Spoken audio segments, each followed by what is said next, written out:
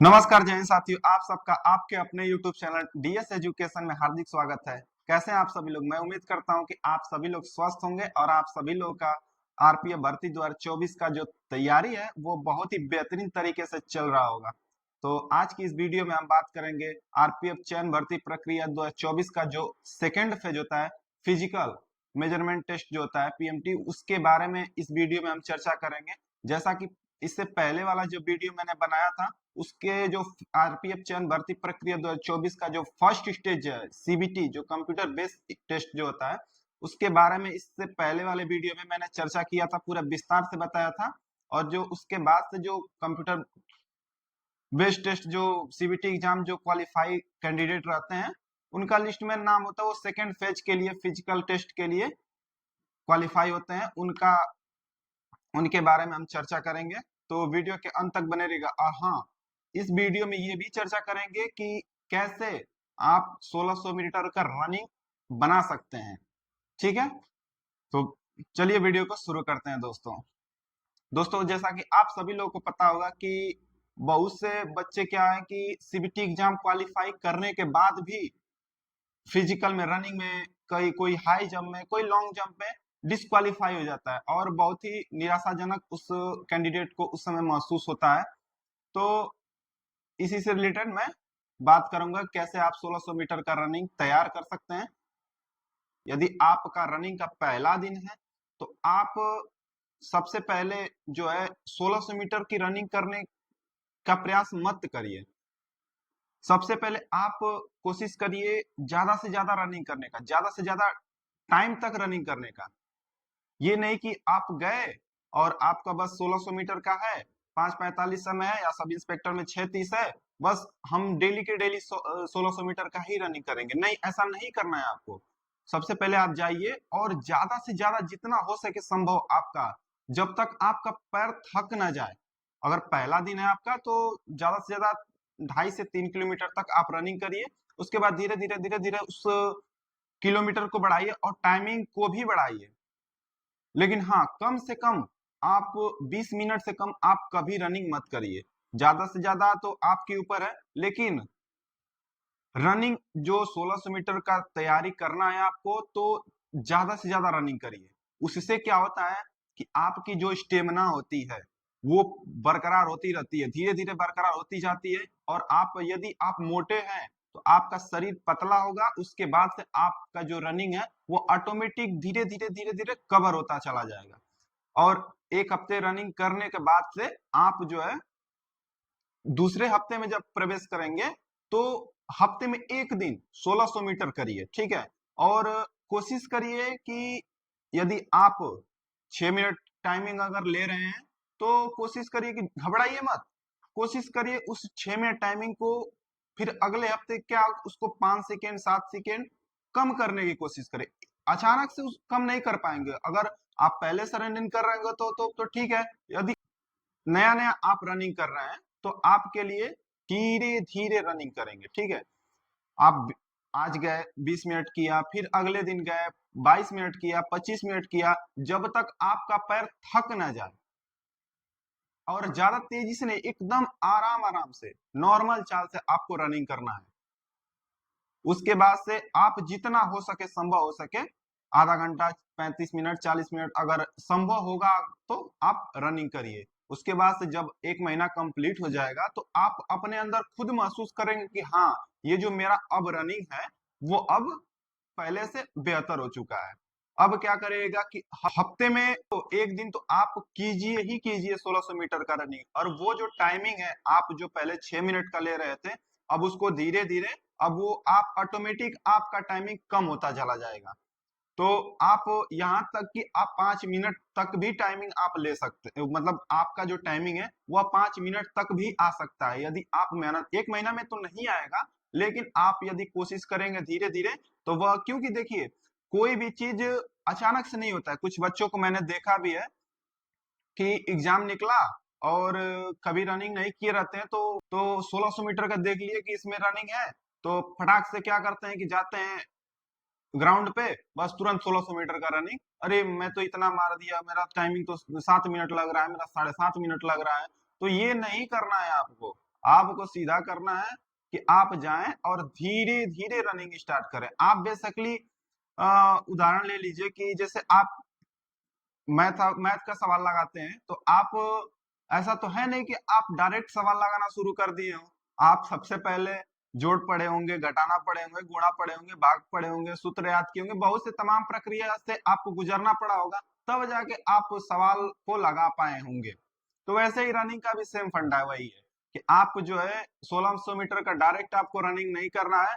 आप धीरे धीरे धीरे धीरे उसको रनिंग को चाल अपना बनाते रहिए। रनिंग ज्यादा से ज्यादा रनिंग करने की कोशिश करिए और आराम आराम से। सबसे पहले जो आपका 1600 मीटर का रनिंग बनाना है, तो एकदम आराम आराम से आपको रनिंग करना है, ठीक है। उसके बाद क्या करिए, जो हाई जंप है, हाई जंप चाहे लॉन्ग जंप, हाई जंप के बारे में बात कर लेते हैं थोड़ा सा।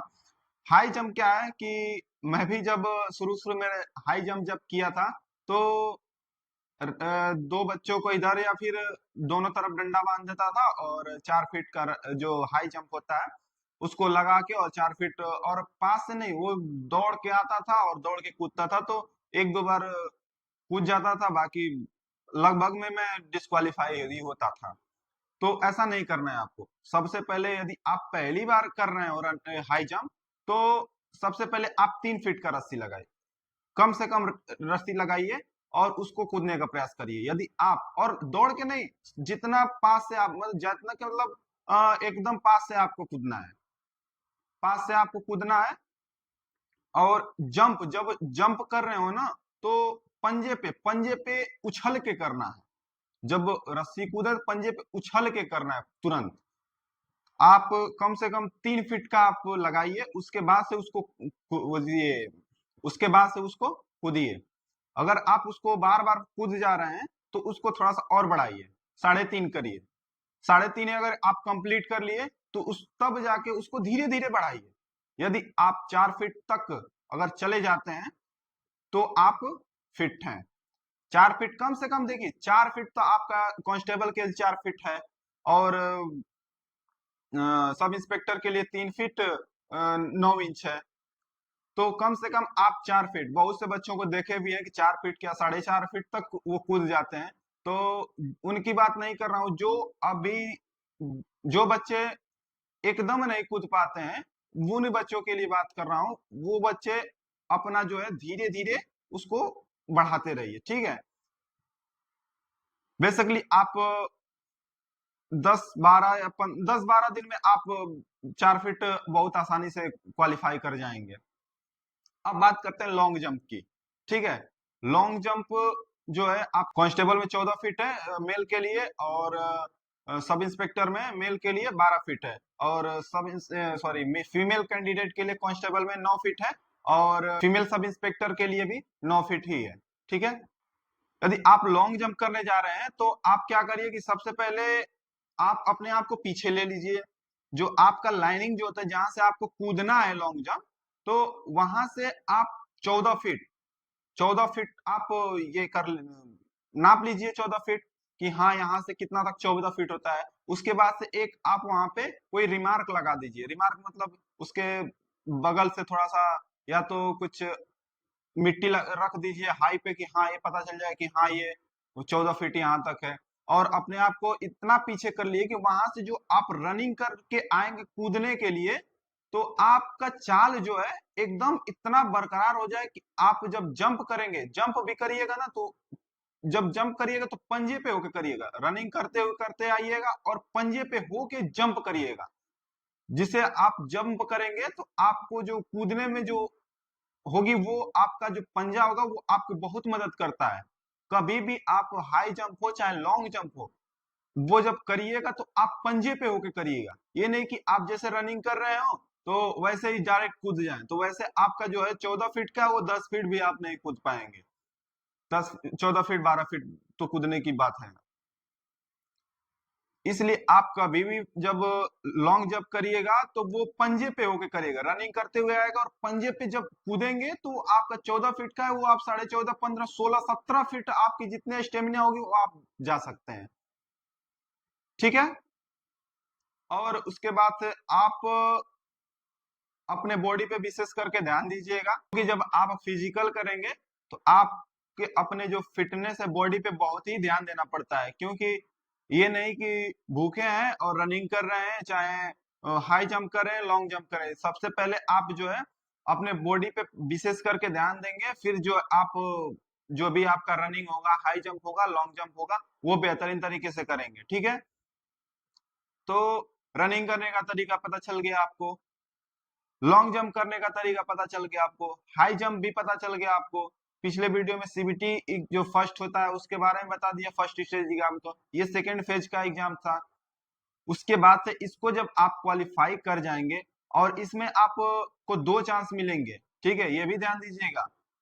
अगर रनिंग क्वालिफाई कर ले जाते हैं, उसके बाद आपका लॉन्ग जंप होगा। लॉन्ग जंप में एक बार डिस्क्वालीफाई हो जाते हैं तो फिर दूसरे बार आपको चांस दिया जाएगा। उसके बाद से आप उसमें क्वालिफाई हो जाते हैं तो फिर आपका हाई जंप होगा। हाई जंप में भी आपको 2 चांस मिलेंगे, सेम प्रोसेस वही, 2 चांस उसमें भी मिलेंगे। और कभी भी लॉन्ग जंप करिएगा दोस्तों, तो हाथ जो है, बहुत से बच्चों को क्या हुआ है कि हाथ कूदते हैं और पीछे लगा लेते हैं। पीछे आपको कभी भी हाथ नहीं लगाना है लॉन्ग जंप करते समय। कभी भी कूदिए तो हाथ को कूद के और आगे की तरफ झुक जाइए। आगे की तरफ झुकने से क्या होगा, जहां आप कूदे हैं उससे आप पीछे नहीं जाएंगे। ठीक है, और आगे के हमेशा हमेशा जो है आगे की तरफ झुक जाइए। जो तीसरा फेज होता है आपका, वो होता है, इसको क्वालिफाई करने के बाद डीबी होता है, डॉक्यूमेंट वेरिफिकेशन। डॉक्यूमेंट वेरिफिकेशन के बाद आपका मेडिकल टेस्ट होता है, जो कि अगले वीडियो में मेडिकल टेस्ट के बारे में पूरी विस्तार से बताएंगे। तो दोस्तों, कैसा लगा मेरा वीडियो नीचे कमेंट बॉक्स में जरूर बताइएगा। यदि वीडियो पसंद आया तो वीडियो को लाइक शेयर और चैनल को सब्सक्राइब करना मत भूलिएगा दोस्तों। तो चलिए अगले वीडियो में थर्ड फेज जो कि मेडिकल होता है उसके विषय में चर्चा करेंगे। तो तब तक के लिए जय हिंद साथियों।